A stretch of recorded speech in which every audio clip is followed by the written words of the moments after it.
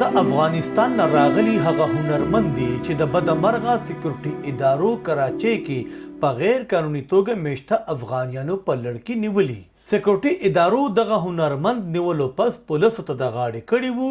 پولیسو په دوی مقدمې درج کړي او بیا یې په سمدستي توګه کراچۍ ملیر جیل کې بندیوان کړي.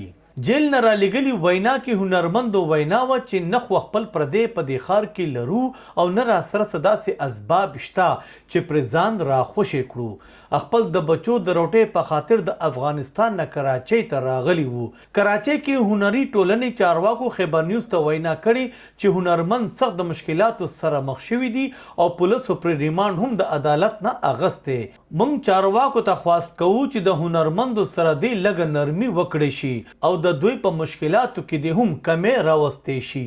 بلخوا ذرایع دا خبره کوي چې مسلسل په غیر قانوني توګه میشته افغانیانو پر ضد کریک ډاون روان دی په کوم لړ کې چې دا هنرمند هم گرفتاره شوي دي. ذرایع وایي چې په عدالت کې کیس روان دی او د دوی د خوشي کولو لپاره کراچۍ هنري ټولنې احتجاج هم کړی دی. نعمت زاده، خبر نیوز، کراچۍ.